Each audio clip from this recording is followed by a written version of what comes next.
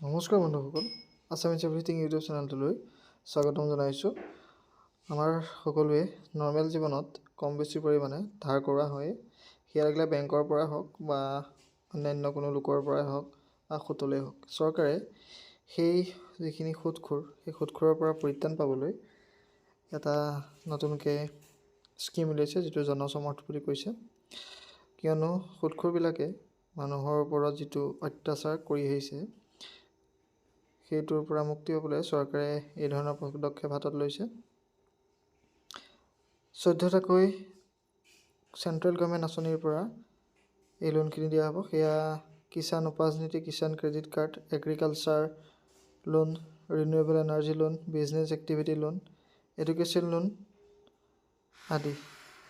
ইয়াত আপোনালোকে কেনেকুৱা ধৰণৰ লোন বিচাৰিছে বা ধাৰলৈ বিচাৰিছে সেয়া আপুনি দিব পাৰিব। ইয়াতে প্ৰত্যেকটো ক্ষেত্ৰত ৰেহাই বেলেগ বেলেগ ধৰণৰ। কোনোবাটোত যদি 35%, কোনোবাটো 50%, কোনোবাটো 10%, এনেধৰণে আপোনালোকে কি কৰিম বুলি ভাবিছে, কেনেকুৱা ধৰণৰ প্লেন আছে, সেইখিনি মতে ইয়াত আপোনালোকে লোন ল'ব পাৰে। লিভলিহুডটো লোনটোও আছে ইয়াতে, এইখিনি আপোনালোকে দেখুৱাব লাগিব। ইয়াৰ বাবে মিনিমাম যিখিনি ডকুমেণ্টছখিনি দিলেই হ'ব।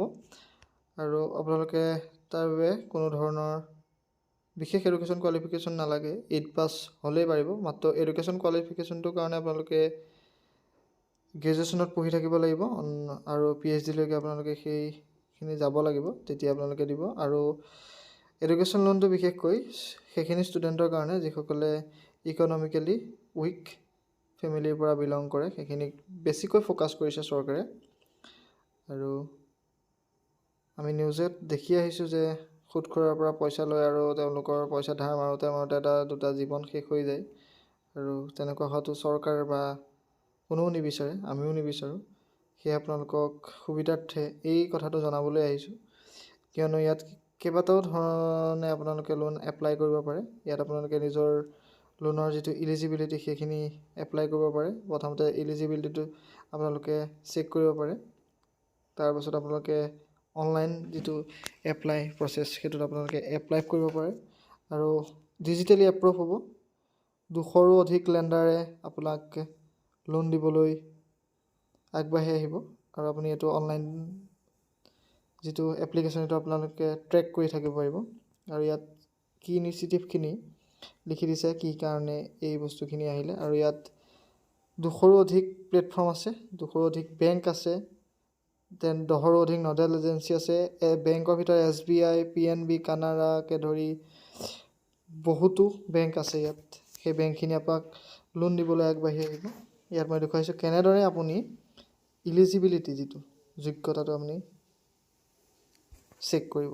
প্ৰথমতে আপোনালোকে এনেদৰে চেক কৰিব। ইয়াত আপোনালোকে যিকোনো এটা লোন দেখুৱাব পাৰে। মই প্ৰথমতে ষ্ট্ৰীট ভেণ্ডৰ যিটো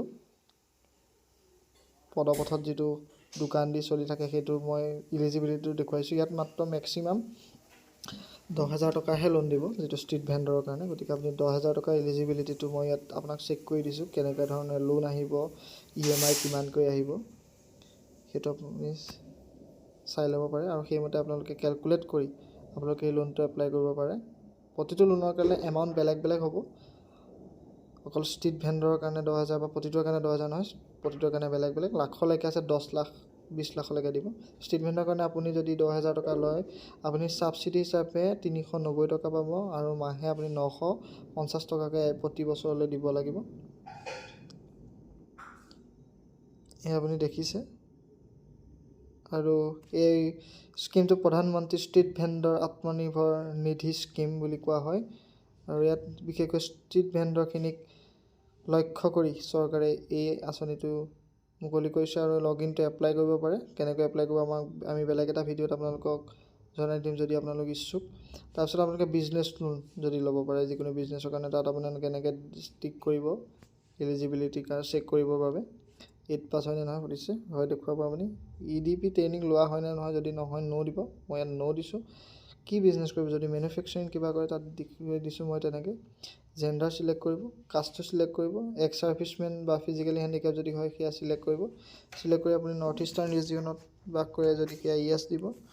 দিয়ে যদি নগৰাঞ্চল বা গ্ৰামাঞ্চলত বাস কৰে লিখিব ইণ্ডিভিজুৱেল নে কেইবাজনৰ মাজত মই ইণ্ডিভিজুৱেল চিলেক্ট কৰি দিছোঁ আৰু এতিয়া আপোনালোকে এষ্টিমেটেড প্ৰজেক্ট কষ্টটো দেখুৱাব লাগিব আৰু সেইমতে আপুনি প্ৰজেক্টটো ইয়াত ছাবমিট কৰিবলগীয়া হ'ব পাৰে কষ্ট দিব তাৰপিছত আপুনি নিজেও এটা সেই বিজনেছটো ইনভেষ্ট কৰাই দেখুৱাব লাগিব লাগিলে সেই কম পৰিমাণে হওক 5,000 10,000 20,000 মই ইয়াত 20,000 দেখুৱাইছোঁ দেখুৱাৰ লগে লগে ইয়াত যিটো লোন 1,30,000 টকা সেইটো আপোনালোকে প্ৰধানমন্ত্ৰী মুদ্ৰা যোজনা দেখুৱাইছে ইয়াত 1,30,000 টকা লোন আপুনি মাহে 2,760 টকাকৈ 5 বছৰলৈকে মাৰিব পাৰিব আৰু ইয়াত মেক্সিমাম 10 লাখলৈকে লোন দিব আৰু যিটো প্ৰধানমন্ত্ৰী এমপ্লয়মেণ্ট জেনেৰেশ্যন প্ৰগ্ৰেম তাৰ আণ্ডাৰত যদি আপুনি লয় তেতিয়া 1,30,000 টকাৰ 52,500 টকা আপুনি ছাবচিডি হিচাপে লাভ কৰিব তাৰে 1,320 টকাকৈ আপুনি মাহে দিব লাগিব 15 বছৰৰ বাবে আৰু ইয়াত 35% প্ৰজেক্ট কষ্টৰ ওপৰত ডিপেণ্ড কৰি পেলাই 35%লৈকে দিব আপুনি ইয়াত যদি 10 লাখ টকা এপ্লাই কৰে তেতিয়া আপুনি 35% তাত আপুনি ছাবচিডি পাব গতিকে সেইমতে আপুনি কেলকুলেট কৰি ল'ব আৰু গোটেই ডিটেইলছটো ইয়াত দি দিছে কিহৰ কাৰণে মুদ্ৰা যোজনা আনিছে কি কথা আপোনালোকে চাই ল'ব আৰু কেনেকৈ এপ্লাই কৰে আপোনালোকে যদি ইচ্ছুক আপোনালোকে কমেণ্ট বক্সত আপোনালোকে মেছেজ দিব মই এতিয়া নতুনকৈ ভিডিঅ' এটা আনিম আজিলৈ ধন্যবাদ ভিডিঅ'টো যদি ভাল পালে লাইক কৰিব শ্বেয়াৰ কৰিব আৰু চেনেলটো ছাবস্ক্ৰাইব কৰি দিবলৈ নাপাহৰিব